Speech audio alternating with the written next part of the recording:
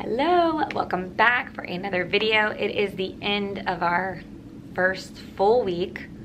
It is Friday and it was quite the day, but I'm just going to go through all the things that we did this week and talk you through it. I'm also going to show you our calm down area because that was a big part of our social emotional this week. Like I said, it is the first week, so it's exhausting. I know you guys are used to that. It's just constant talking, constant redirection, constant explaining procedures, which is what pre-K is. That's part of the job, but you just are so tired. You are so tired. Overall though, my group is very good. They are super sweet. They're actually pretty quiet, which is not normal. And they follow directions very well. So it's been good. It's just typical 4-year-olds wrangling them all in and getting them to do what is necessary at that time. Our schedule was a little modified. We did not do any math or math groups yet. We did not do any fine motor, but this week we did add our literacy, like we were doing a literacy, like a book. We did some activities with our literacy, and then we also did literacy small groups, which were not a crazy activity, but at least practicing the rotation of it. We got through all of our play centers. We introduced them all like 3 at a time. So whatever the day was, it would be like kitchen, blocks, dollhouse. And then we would put them in whatever group, and then they would rotate throughout the day. So everyone got a turn in each of them, and then a para would be in that group, teaching the procedures, all of that. So then we did that on the first 2 days of school, and I think Monday, Tuesday as well. But then on Wednesday, then we were ready for choice, and we opened up like 5 choices, and they got to pick where they wanted to go.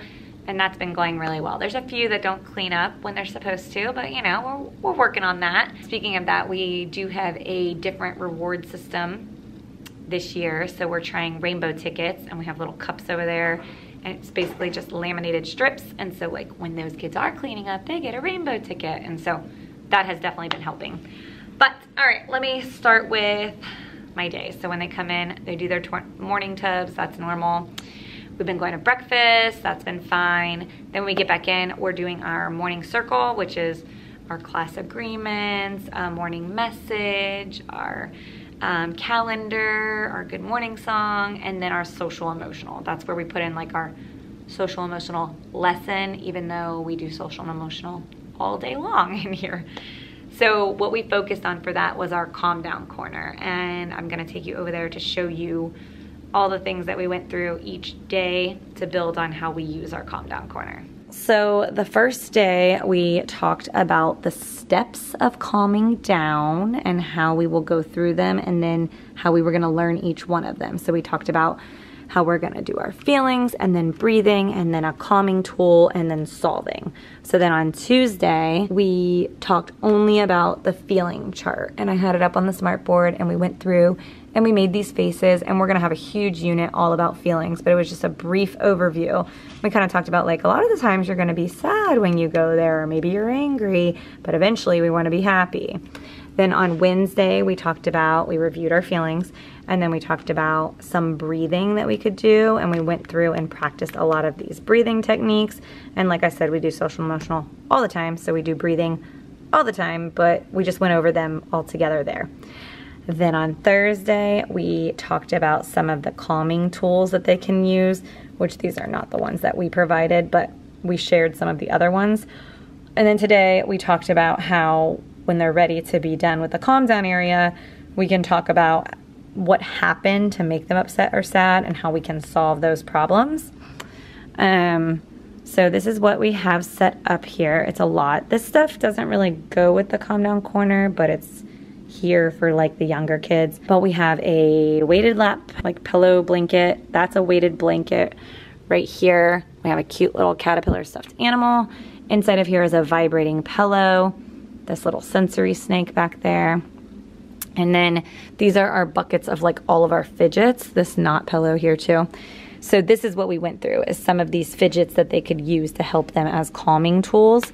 I do have one student who just loves fidgets, and so this is kind of their area to hang out. But when we want them to actually be in here to calm down, and they don't need a fidget yet to play, they're really trying to calm down, we are turning this around and like blocking it. All right, so that is it. That is the calm down area, and that's what we went over for social emotional. we'll continue to reteach this obviously throughout the year, but that was just the overview. Okay, so that was social emotional. Now, the next would be, we would normally do math, but like I said, we did not do math this week because we are not ready, and we're not doing it next week either.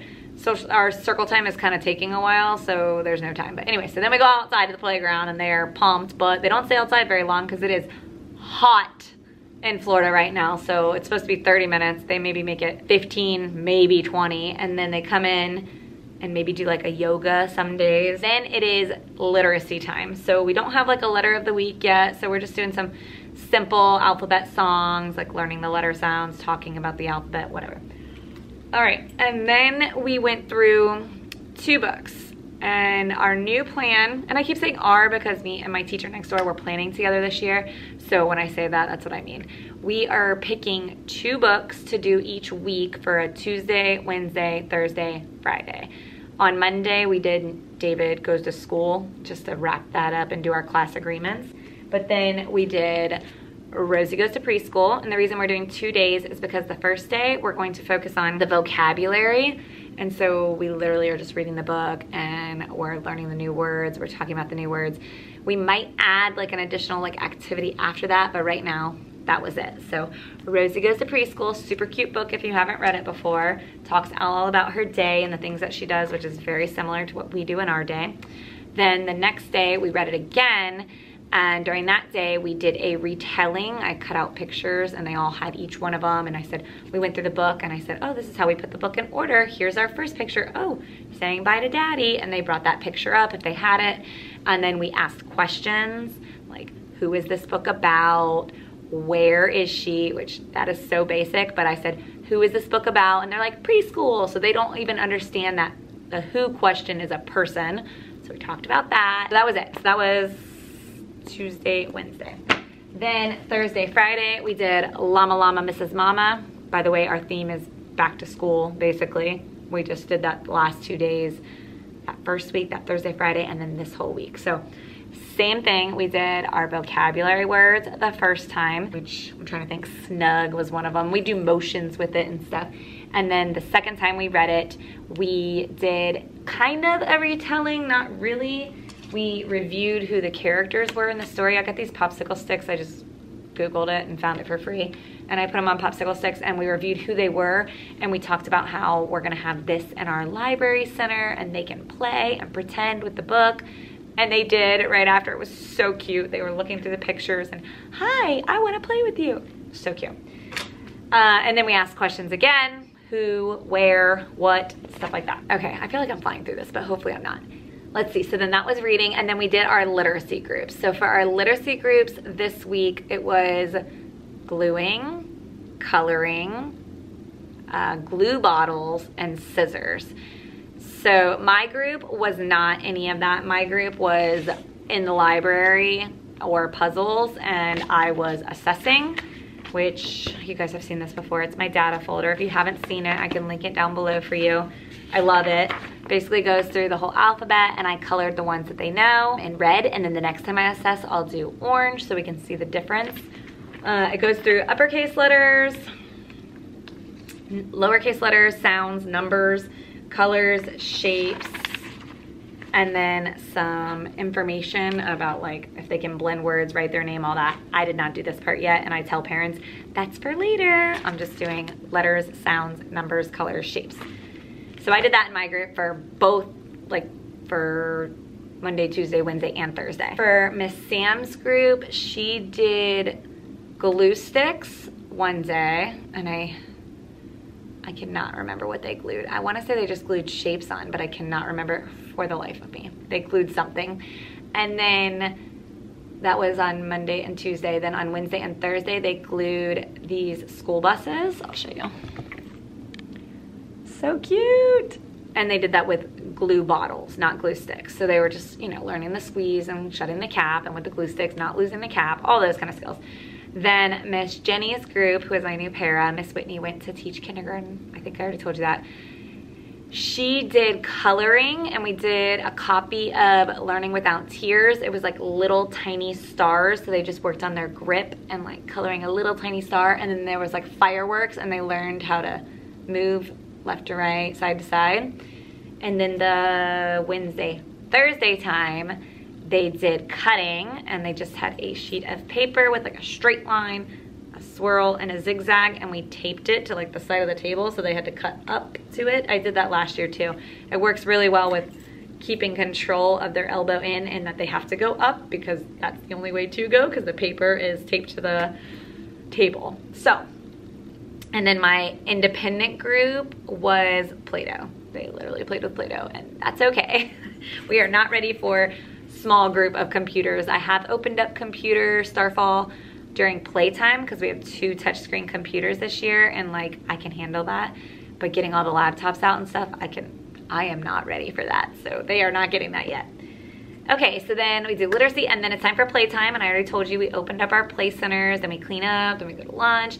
When we get back, we're doing some brain breaks, and then we did our poem. So we got our very first poem in our poetry notebook, and it was, our class is a family, and it says, our class is a family, we're the best that we can be, learning new things every day, no one's left out when we play, special you and special me make our classroom family.